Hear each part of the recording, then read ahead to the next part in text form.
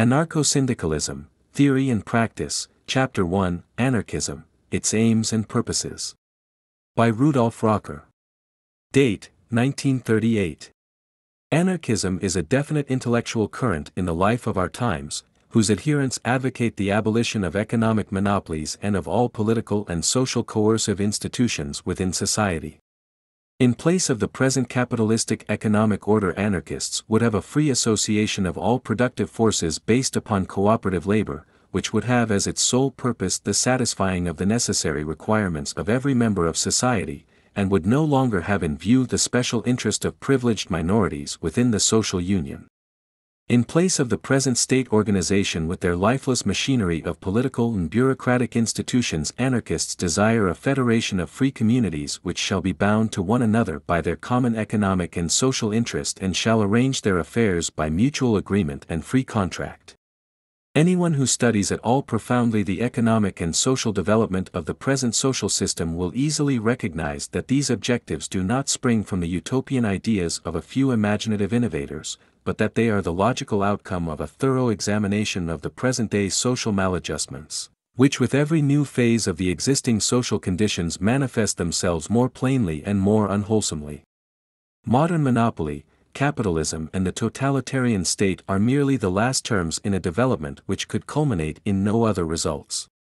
The portentous development of our present economic system, leading to a mighty accumulation of social wealth in the hands of privileged minorities and to a continuous impoverishment of the great masses of the people, prepared the way for the present political and social reaction, and befriended it in every way.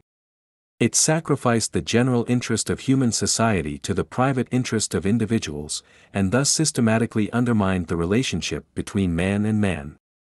People forgot that industry is not an end in itself, but should only be a means to ensure to man his material subsistence and to make accessible to him the blessings of a higher intellectual culture. Where industry is everything and man is nothing begins the realm of a ruthless economic despotism whose workings are no less disastrous than those of any political despotism. The two mutually augment one another, and they are fed from the same source. The economic dictatorship of the monopolies and the political dictatorship of the totalitarian state are the outgrowth of the same political objectives, and the directors of both have the presumption to try to reduce all the countless expressions of social life to the mechanical tempo of the machine and to tune everything organic to the lifeless machine of the political apparatus. Our modern social system has split the social organism in every country into hostile classes internally, and externally it has broken the common cultural circle up into hostile nations, and both classes and nations confront one another with open antagonism and by their ceaseless warfare keep the communal social life in continual convulsions. The late World War and its terrible after-effects, which are themselves only the results of the present struggles for economic and political power, are only the logical consequences of this unendurable condition, which will inevitably lead us to a universal catastrophe if social development does not take a new course soon enough. The mere fact that most states are obliged today to spend from 50 to 70% of their annual income for so-called national defense and the liquidation of old war debts is proof of the untenability of the present status, and should make clear to everybody that the alleged protection which the state affords the individual is certainly purchased too dearly. The ever-growing power of a soulless political bureaucracy which supervises and safeguards the life of man from the cradle to the grave is putting ever greater obstacles in the way of the solidaric cooperation of human beings and crushing out every possibility of new development. A system which in every act of its life sacrifices the welfare of large sections of the people, yes, of whole nations, to the selfish lust for power and the economic interests of small minorities must of necessity dissolve all social ties and lead to a constant war of all against all. This system has been merely the pacemaker for the great intellectual and social reaction which finds its expression today in modern fascism, far surpassing the obsession for power of the absolute monarchy of past centuries and seeking to bring every sphere of human activity under the control of the state. Just as for the various systems of religious theology, God is everything and man nothing, so for this modern political theology, the state is everything and the man nothing. And just as behind the will of God there always lay hidden the will of privileged minorities, so today there hides behind the will of the state only the selfish interest of those who feel called to interpret this will in their own sense and to force it upon the people. Anarchist ideas are to be found in every period of known history, although there still remains a good deal of work for historical work in this field. We encounter them in the Chinese sage, Lao Tzu, The Course and the Right Way, and in the later Greek philosophers, the hedonists and cynics and other advocates of so-called natural right, and in particular in Zeno who, at the opposite pole from Plato, founded the Stoic school. They found expression in the teaching of the Gnostic, Carpocrates, in Alexandria, and had an unmistakable influence on certain Christian sects of the Middle Ages in France, Germany and Holland, almost all of which fell victims to the most savage persecutions. In the history of the Bohemian Reformation they found a powerful champion in Peter Kelsicki, who in his work, The Net of Faith, passed the same judgment on the Church and the State as Tolstoy did later.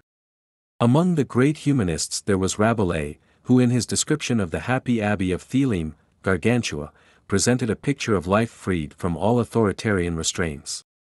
Of other pioneers of libertarian thinking we will mention here only La Boétie, Sylvain Marechal, and, above all, Diderot, in whose voluminous writings one finds thickly strewn the utterances of a truly great mind which had rid itself of every authoritarian prejudice.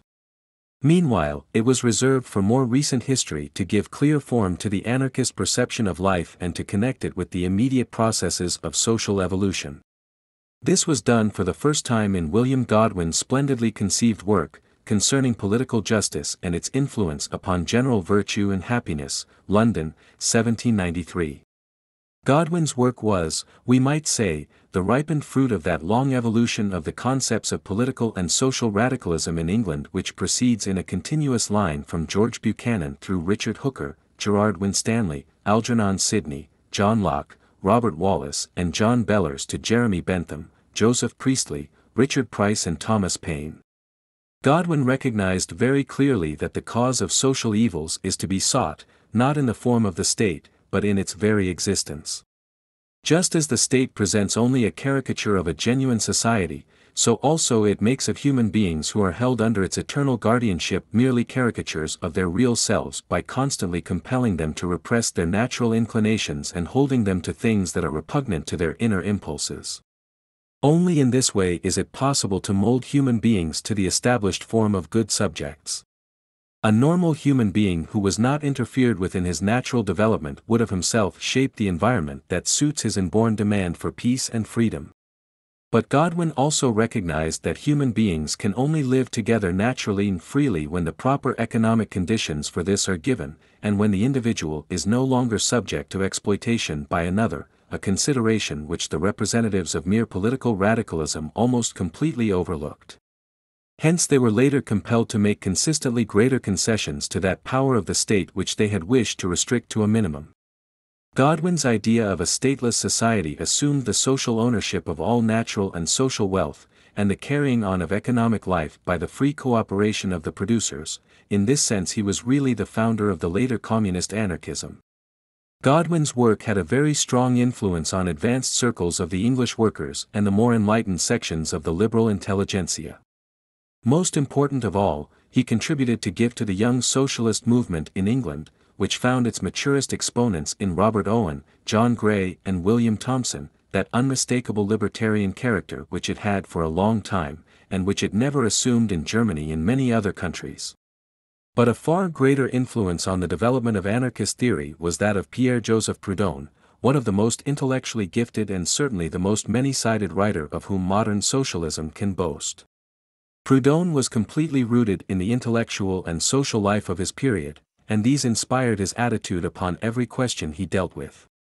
Therefore, he is not to be judged, as he has been even by many of his later followers, by his special practical proposals, which were born of the needs of the hour.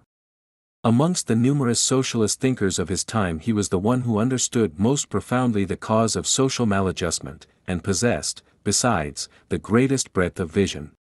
He was the outspoken opponent of all systems, and saw in social evolution the eternal urge to new and higher forms of intellectual and social life, and it was his conviction that this evolution could not be bound by any abstract general formulas. Proudhon opposed the influence of the Jacobin tradition, which dominated the thinking of the French Democrats and of most of the socialists of that period with the same determination as the interference of the central state and economic policy in the natural processes of social advance. To rid society of these two cancerous growths was for him the great task of the 19th-century revolution. Proudhon was no communist. He condemned property as merely the privilege of exploitation, but he recognized the ownership of the instruments of production by all, made effective by industrial groups bound to one another by free contract, so long as this right was not made to serve the exploitation of others and as long as the full product of his individual labor was assured to every human being. This organization based on reciprocity, mutuality, guarantees the enjoyment of equal rights by each in exchange for equal services. The average working time required for the completion of any product becomes the measure of its value and is the basis of mutual exchange. In this way capital is deprived of its usurial power and is completely bound up with the performance of work. By being made available to all it ceases to be an instrument for exploitation. Such a form of economy makes a political coercive apparatus superfluous. Society becomes a league of free communities which arrange their affairs according to need, by themselves or in association with others, and in which man's freedom finds in the freedom of others not its limitation, but its security and confirmation. The freer, the more independent and enterprising the individual is in a society, the better for the society. This organization of federalism in which Proudhon saw the immediate future sets no definite limitations on further possibilities of development, and offers the widest scope to every individual and social activity. Starting out from this point of view of the federation, Proudhon combated likewise the aspirations for political activity of the awakening nationalism of the time, and in particular that nationalism which found in Mazzini, Garibaldi, Lellouel, and others, such strong advocates. In this respect also he saw more clearly than most of his contemporaries. Proudhon exerted a strong influence on the development of socialism, which made itself felt especially in the Latin countries. But the so-called individual anarchism, which found able exponents in America in such men as Josiah Warren, Stephen Pearl Andrews, William B. Greene, Lysander Spooner, Francis D. Tandy, and most notably in Benjamin R. Tucker ran in similar lines, though none of its representatives could approach Proudhon's breadth of view. Anarchism found a unique expression in Max Stirner's, Johann Caspar Schmidt's, book, Der Einzige und sein Eigentum, The Ego and His Own, which, it is true, quickly passed into oblivion and had no influence at all on the anarchist movement as such, though it was to experience an unexpected resurrection 50 years later. Stirner's book is preeminently a philosophical work which traces man's dependence on so-called higher powers through all its devious ways, and is not timid about drawing inferences from the knowledge gained by the survey. It is the book of a conscious and deliberate insurgent, which reveals no reverence for any authority, however exalted, and therefore impels powerfully to independent thinking. Anarchism found a virile champion of vigorous revolutionary energy in Michael Bakunin, who took his stand upon the teachings of Proudhon, but extended them on the economic side when he, along with the collectivist wing of the First International, came out for the collective ownership of the land and of all other means of production, and wished to restrict the right of private ownership to the full product of individual labor. Bakunin also was an opponent of communism, which in his time had a thoroughly authoritarian character, like that which it has again assumed today in Bolshevism. In one of his 4 speeches at the Congress of the League of Peace and Freedom in Bern, 1868, he said, "I am not a communist because communism unites all forces of society in the state and becomes absorbed in it, because it inevitably leads to the concentration of all property in the hands of the state, while I seek the abolition of the state, the complete elimination of the principle of authority and governmental guardianship, which under the pretense of making men moral and civilizing them, has up to now always enslaved, oppressed, exploited and ruined them." Bakunin was a determined revolutionary and did not believe in an amicable adjustment of the existing class conflict. He recognized that the ruling classes blindly and stubbornly opposed even the slightest social reform, and accordingly saw the only salvation in an international social revolution, which should abolish all the ecclesiastical, political, military, bureaucratic and judicial institutions of the existing social system and introduce in their stead a federation of free workers' associations to provide for the requirements of daily life. Since he, like so many of his contemporaries, believed in the close proximity of the revolution, he directed all his vast energy to combine all the genuinely revolutionary and libertarian elements within and without the International to safeguard the coming revolution against any dictatorship or retrogression to the old conditions. Thus he became in a very special sense the creator of the modern anarchist movement.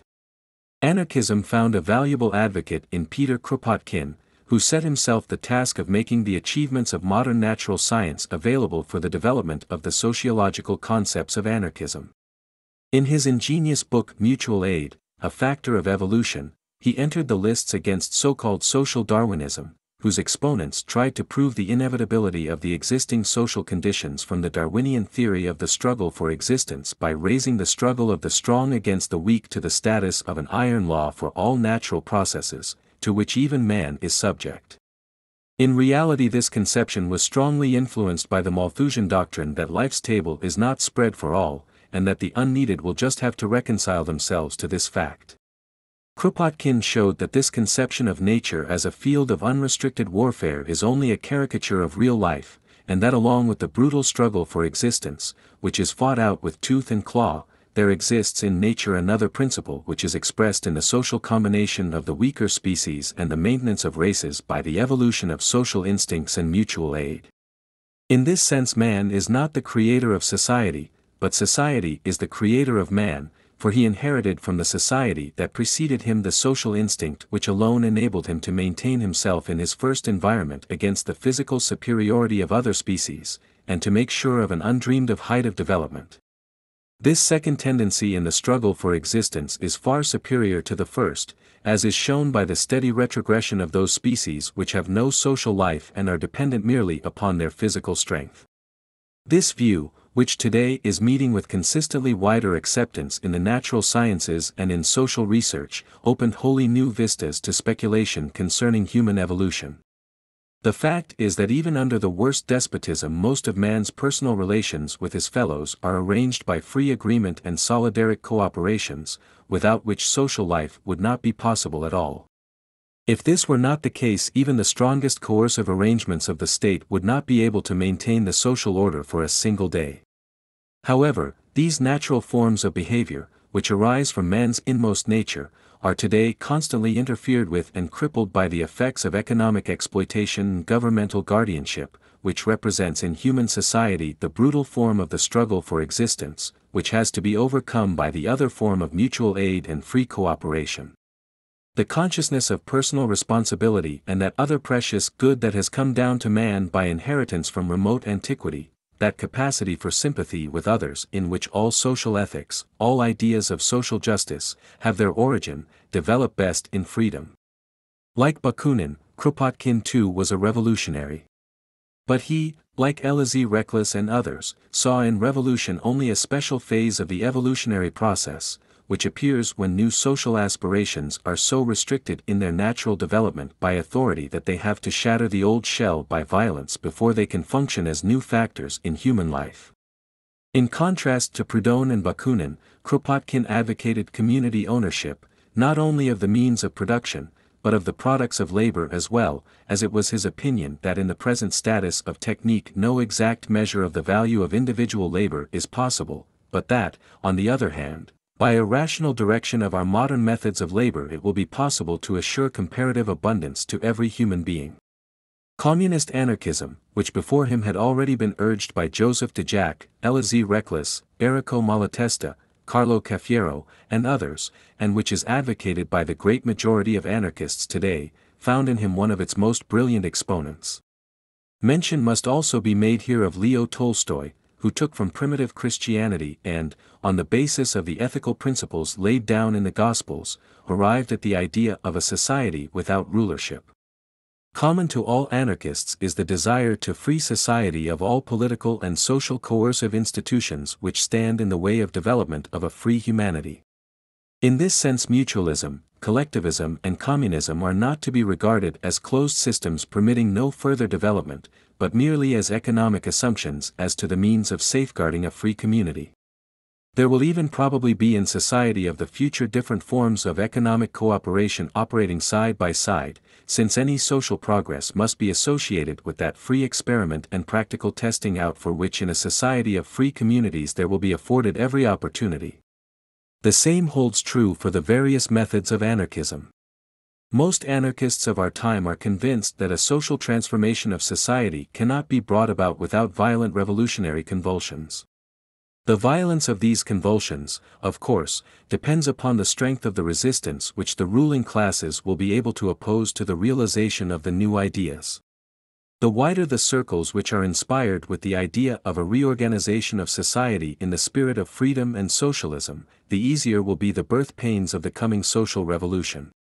In modern anarchism we have the confluence of the two great currents which during and since the French Revolution have found such characteristic expression in the intellectual life of Europe, socialism and liberalism.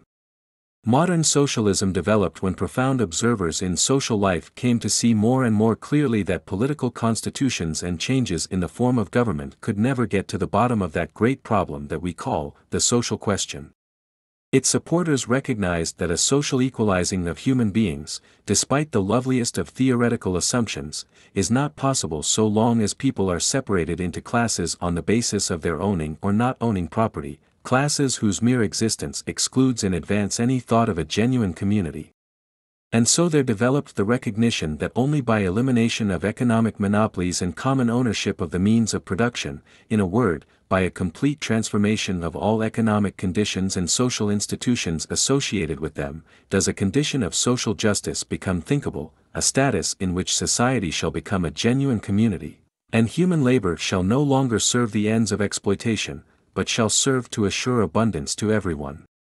But as soon as socialism began to assemble its forces and became a movement, there at once came to light certain differences of opinion due to the influence of the social environment in different countries. It is a fact that every political concept from theocracy to Caesarism and dictatorship have affected certain factions in the socialist movement.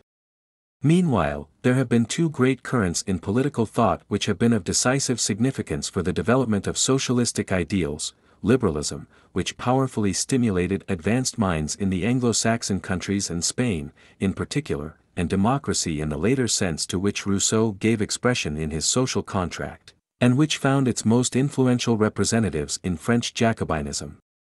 While liberation in its social theorizing started off from the individual and wished to limit the state's activities to a minimum, democracy took its stand on an abstract collective concept, Rousseau's general will, which it sought to fix in the national state. Liberalism and democracy were preeminently political concepts, and since the great majority of the original adherents of both maintained the right of ownership in the old sense, these had to renounce them both when economic development took a course which could not be practically reconciled with the original principles of democracy, and still less with those of liberalism. Democracy, with its motto of "all citizens equal before the law," and liberalism with its "right of man over his own person," both shipwrecked on the realities of the capitalist economic form.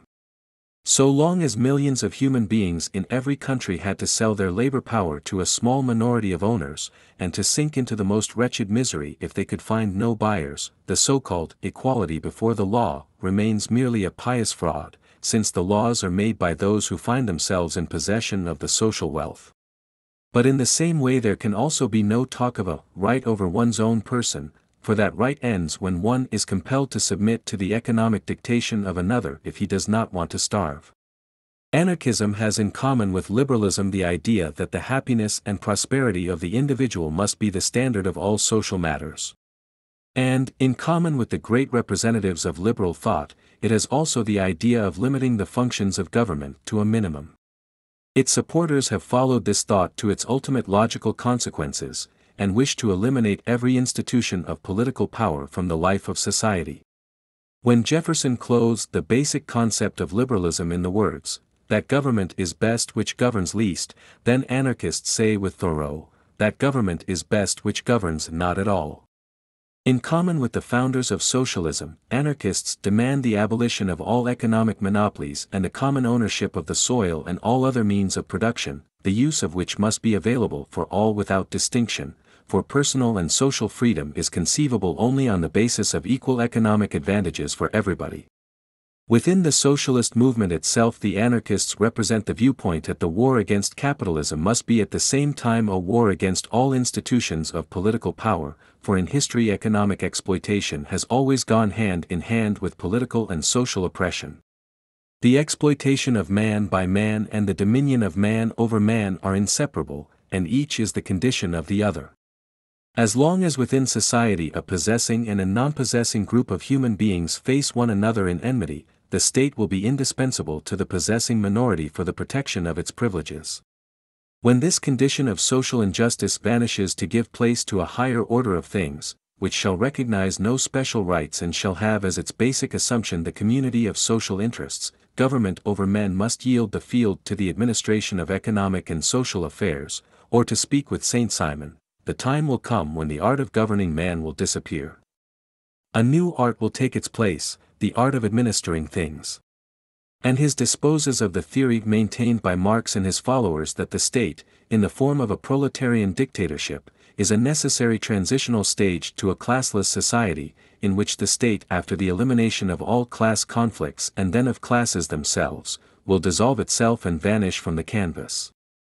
This concept, which completely mistakes the real nature of the state and the significance in history of the factor of political power, is only the logical outcome of so-called economic materialism, which sees in all the phenomena of history merely the inevitable effects of the methods of production of the time. Under the influence of this theory, people came to regard the different forms of the state and all other social institutions as a juridical and political superstructure on the economic edifice of society, and thought that they had found in that theory the key to every historical process. In reality, every section of history affords us thousands of examples of the way in which the economic development of a country has been set back for centuries and forced into prescribed forms by particular struggles for political power. Before the rise of the ecclesiastical monarchy, Spain was industrially the most advanced country in Europe and held the first place in economic production in almost every field. But a century after the triumph of the Christian monarchy, most of its industries had disappeared. What was left of them survived only in the most wretched conditions. In most industries they had reverted to the most primitive methods of production. Agriculture collapsed, canals and waterways fell into ruin, and vast stretches of country were transformed into deserts. Down to this day Spain has never recovered from that setback. The aspirations of a particular caste for political power had laid economic development fallow for centuries.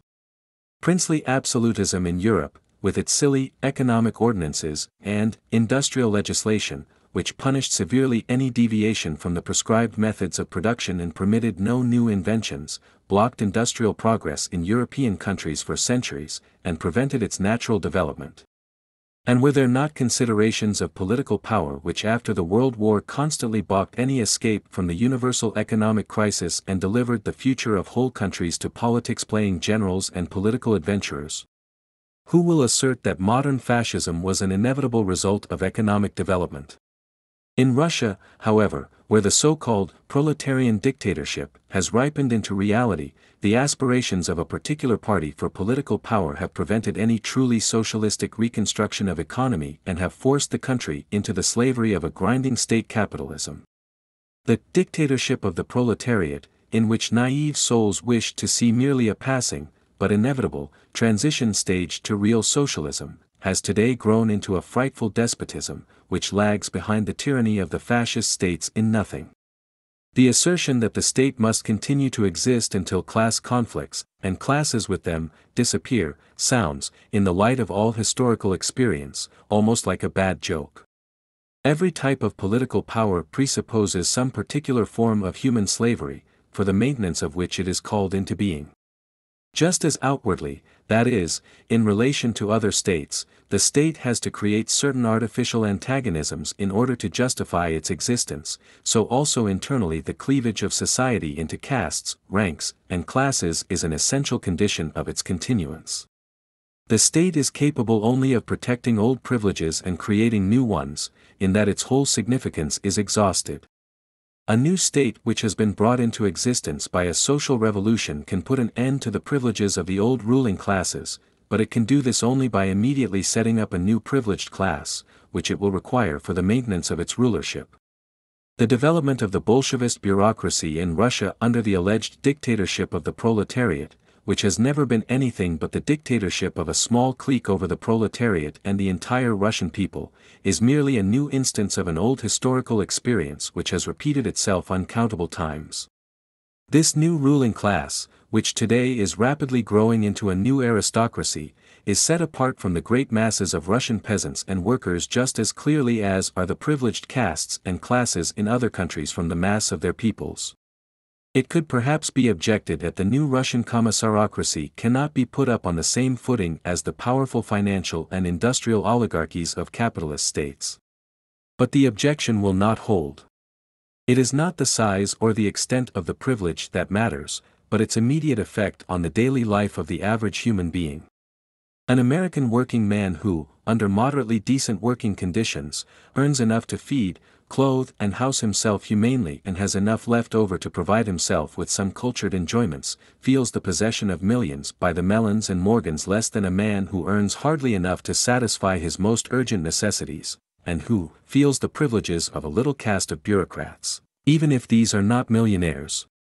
People who can scarcely get enough dry bread to satisfy their hunger, who live in squalid rooms which they are often obliged to share with strangers, and who, on top of this, are compelled to work under an intensified speed-up system which raises their productive capacity to the utmost, can but feel the privileges of an upper class which lacks nothing, much more keenly than their class comrades in capitalist countries.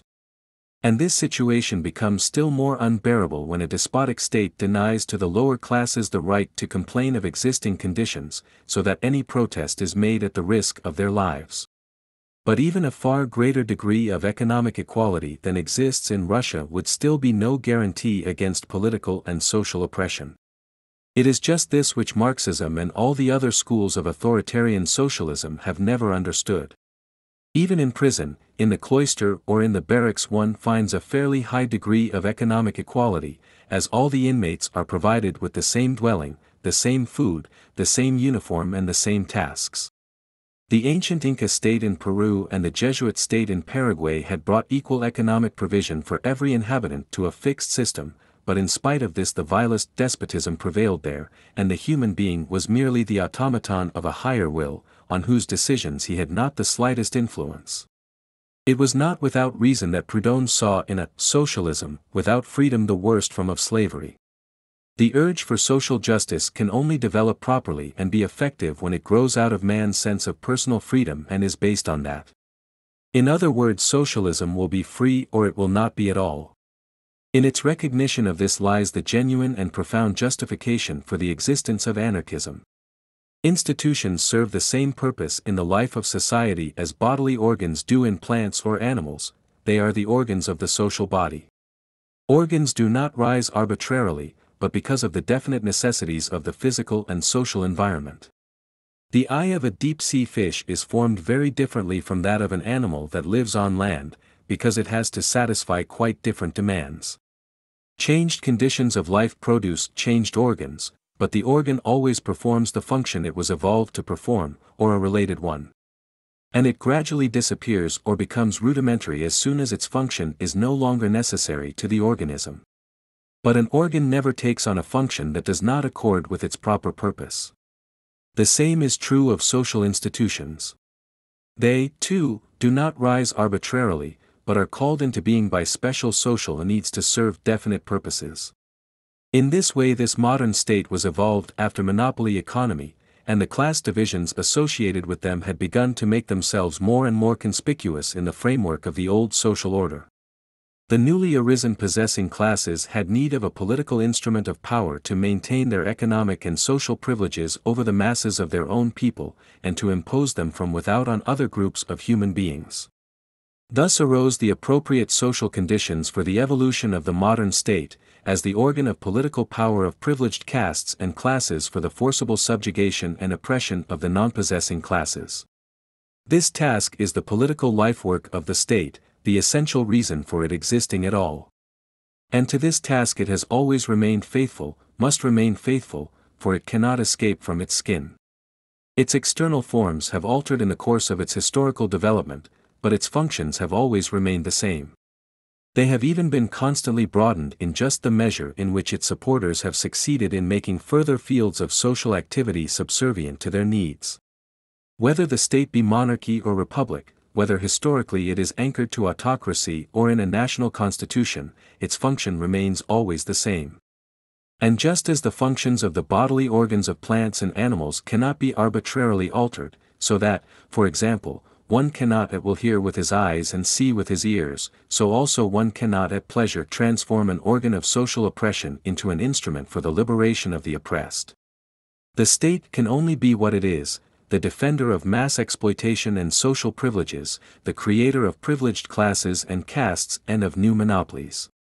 Who fails to recognize this function of the state does not understand the real nature of the present social order at all, and is incapable of pointing out to humanity new outlooks for its social evolution. Anarchism is no patent solution for all human problems, no utopia of a perfect social order, as it has so often been called, since on principle it rejects all absolute schemes and concepts. It does not believe in any absolute truth, or in definite final goals for human development, but in an unlimited perfectibility of social arrangements and human living conditions, which are always straining after higher forms of expression, and to which for this reason one can assign no definite terminus nor set any fixed goal. The worst crime of any type of state is just that it always tries to force the rich diversity of social life into definite forms and adjust it to one particular form, which allows for no wider outlook and regards the previously exciting status as finished. The stronger its supporters feel themselves, the more completely they succeed in bringing every field of social life into their service, the more crippling is their influence on the operation of all creative cultural forces, the more unwholesomely does it affect the intellectual and social development of any particular epoch. The so-called totalitarian state, which now rests like a mountain weight upon whole peoples and tries to mold every expression of their intellectual and social life to the lifeless pattern set by a political providence, suppresses with ruthless and brutal force every effort at alteration of the existing conditions. The totalitarian state is a dire omen for our time, and shows with frightful clarity whither such a return to the barbarity of past centuries must lead. It is the triumph of the political machine over mind, the rationalizing of human thought, feeling and behavior according to the established rules of the officials. It is consequently the end of all intellectual culture. Anarchism recognizes only the relative significance of ideas, institutions and social forms. It is therefore not a fixed, self-enclosed social system, but rather a definite trend in the historic development of mankind, which, in contrast with the intellectual guardianship of all clerical and governmental institutions, strives for the free unhindered unfolding of all the individual and social forces in life. Even freedom is only a relative, not an absolute concept, since it tends constantly to become broader and affect wider circles in more manifold ways. For the anarchist, freedom is not an abstract philosophical concept, but the vital concrete possibility for every human being to bring to full development all the powers, capacities and talents with which nature has endowed him, and turn them to social account. The less this natural development of man is influenced by ecclesiastical or political guardianship, the more efficient and harmonious will human personality become, the more will it become the measure of the society in which it has grown. This is the reason why all great cultural periods in history have been periods of political weakness.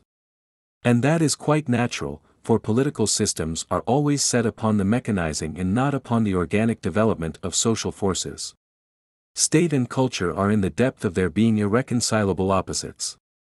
Nietzsche recognized this very clearly when he wrote, "No one can finally spend more than he has." That holds good for individuals, it holds good for peoples. If one spends oneself for power, for high politics, for husbandry, for commerce, parliamentarism, military interests, if one gives away that amount of reason, earnestness, will, self-mastery, which constitutes one's real self for one thing, he will not have it for the other. Culture and the state, let no one be deceived about this, are antagonists. The culture state is merely a modern idea. The one lives on the other, the one prospers at the expense of the other. All great periods of culture are periods of political decline. Whatever is great in a cultured sense is non-political, is even anti-political. A powerful state mechanism is the greatest hindrance to any higher cultural development. Where the state has been attacked by internal decay, where the influence of political power on the creative forces of society is reduced to a minimum, their culture thrives best, for political rulership always strives for uniformity and tends to subject every aspect of social life to its guardianship.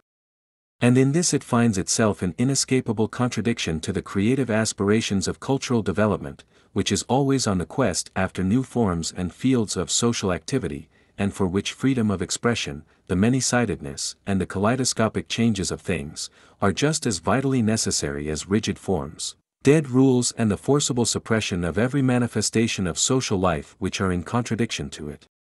Every culture, if its natural development is not too much affected by political restrictions, experiences a perpetual renewal of the formative urge, and out of that comes an ever-growing diversity of creative activity.